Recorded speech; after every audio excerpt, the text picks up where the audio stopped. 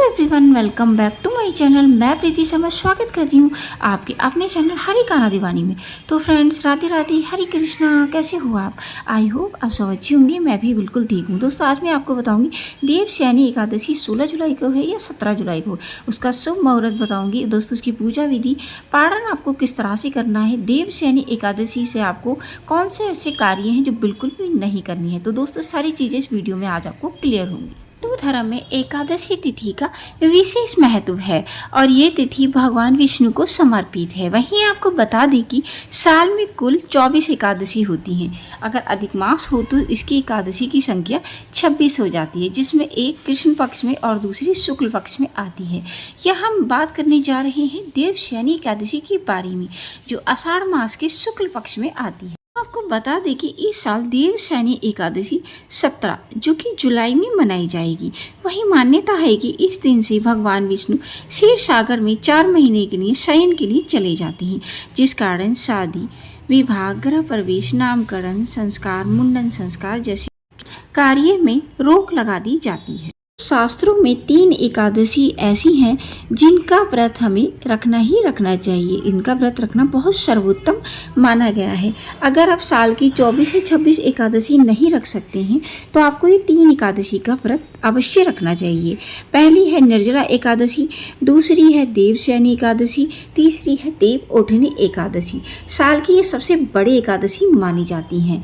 दोस्तों, इनका व्रत आप रखेंगे तो आपको सभी एकादशियों का फल मिलता है। दोस्तों, देवशयनी एकादशी पर भगवान के साथ भगवान शिव की पूजा करने का भी विधान है। कहते हैं कि भगवान विष्णु जब क्षीर सागर में चले जाते हैं 4 महीने की योग निद्रा के लिए, तब पृथ्वी पर का जो कार्यभार है और सुदर्शन चक्र है वो शिव जी को ही समर्पित करके जाते हैं कि सब आपको ही देखना है। उस वक्त शिव और पार्वती ही पूरी पृथ्वी का कार्यभार देखते हैं और दोस्तों कहते हैं कि वो पृथ्वी पर ही आ जाते हैं।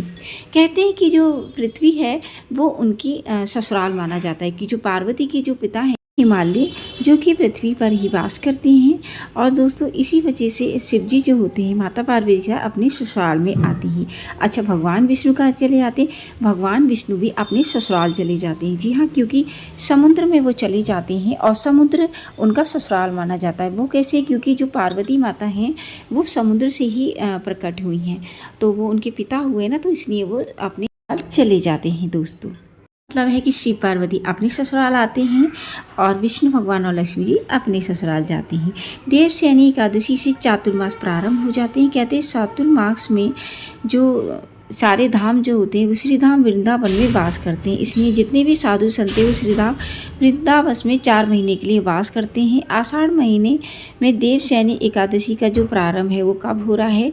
उसका जो प्रारंभ है वो हो रहा है 16 जुलाई को रात 8:33 पर, और इसका जो विश्राम है वो हो रहा है 17 जुलाई को रात 9:02 पर। अर्थात जो पूरा दिन है उदय तिथि से हमें जो एकादशी मिल रही है वो 17 जुलाई को मिल रही है। 17 जुलाई को एकादशी सभी जगह पर मनाई जाएगी, चाहे उनका खाटू श्याम हो गया, वृंदावन हो गया, राधा रमण मंदिर हो गया, खड इस्कॉन हो गया, गौड़ी संप्रदाय हो गया, सभी जगह पर 17 जुलाई को ही देवशयनी एकादशी मनाई जाएगी। देवशयनी एकादशी पर दोस्तों देवताओं को सुनाने का भी विधान होता है। दोस्तों, कहते हैं इस दिन कुछ लोग पीतल के जो विष्णु भगवान जी का विग्रह है वो लेकर आते हैं और उनका अच्छे से बिस्तर लगाते हैं वाइट कलर का और उनको शयन कराते हैं।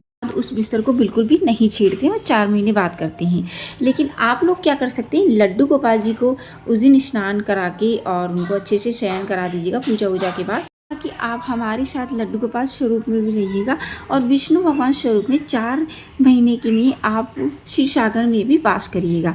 उसके बाद आप दूसरे दिन को उठा सकते हैं। ऐसा नहीं लड्डू गोपाल को आप 4 महीने के लिए सुला के रखेंगे दोस्तों, तो इसलिए मैंने आपको पहले ही बता दिया, आप ऐसे कर सकते हैं दोस्तों।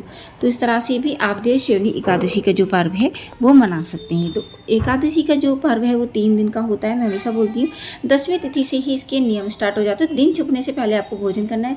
भोजन में प्याज लहसुन नहीं होना चाहिए और आपको मसूर की दाल बैंगन का प्रयोग नहीं करना है दोस्तों, गाजर मूली का प्रयोग नहीं करना है। और दोस्तों, आपको इस तरह से अपना जो भोजन है सात्विक खाना है और आपको काम वासनों को अंजाम नहीं देना है और भूमि शयन करना है। रात को भूख लग जाती है तो दूध या फ्रूट्स ले सकते हैं आप दोस्तों, बस खाना नहीं खाना होता है। चावल भी बिल्कुल नहीं खाया जाता है। में आप चावल खाएंगे, एकादशी में आपके पेट में रहेगा तो आपका जो व्रत है वही खंडित हो जाएगा। तो आपको क्या करना है, एकादशी वाले दिन उठना है ब्रह्म मुहूर्त में और शौच इत्यादि से निवृत्त होकर आपको स्वच्छ कपड़े पहनने हैं और उसके बाद आपको भगवान जी को स्नान कराना है। शालिग्राम जी को भी स्नान करा सकते हैं। बस जो महिलाएं हैं वो मतलब ना करें सेवा शालिग्राम जी की, अपने हस्बैंड से करा सकते हैं आप, बहुत सुंदर सुंदर से उनको श्रृंगार कर सकते हैं। लड्डू गोपाल जी का स्नान करा के श्रृंगार कर सकते हैं।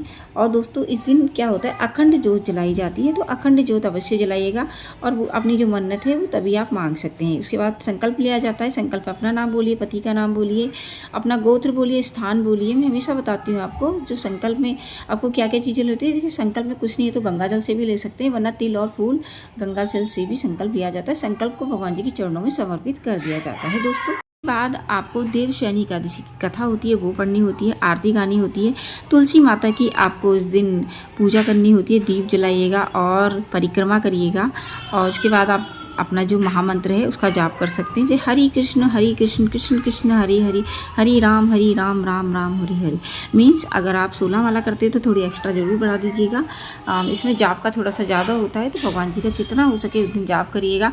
दिन छुपने से पहले आपने फलाहार रखा है तो संकल्प में ही आपको बोलना होता है फलाहार रखना कैसा, तो आप दिन छुपने से पहले अपना फलाहार खा लेना। आगे जल पीने वाला का जल पी लेना। कुछ नहीं खाने वाला रखा है तो आपको शाम की पूजा की तैयारी करनी है। मतलब एक दिया आपका जल रहा है अखंड और एक और मंदिर में जलाना है और 2 दिए मुख्य द्वार पर जलाना है, एक दिया तुलसी मैया पे जलाना है, एक आकाश मंडल पे आपको जलाना है दोस्तों। और पूरा दिन रात्रि में आपको जागरण करने का विधान होता है, तो इस दिन जागरण करिएगा, नहीं तो 12-1 बजे तक अवश्य कर लीजिएगा। नेक्स्ट डे आपको उठना है पारण के लिए, तो पारण का मुहूर्त मैं अगली वीडियो में बताऊँगी आपको दोस्तों, हर बार मैं आपको बताती हूँ।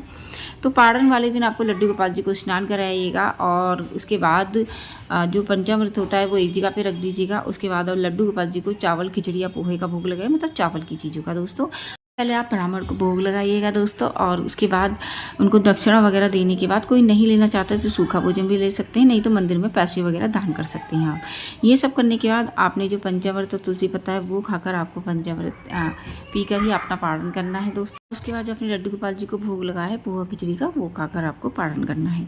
तो दोस्तों इसका जो पारण समय में डिटेल में पूरी अगली नेक्स्ट वीडियो में बताऊंगी। आई होप कि आपको ये वीडियो बेहद पसंद आया होगा। यदि वीडियो पसंद आया हो तो वीडियो को लाइक शेयर करिएगा। चैनल पर नए हैं तो चैनल को सब्सक्राइब करना बिल्कुल ना भूलें दोस्तों। मैं मिलती हूँ न्यू वीडियो में न्यू टॉपिक के साथ, तब तक के लिए हरे कृष्णा, राधे राधे।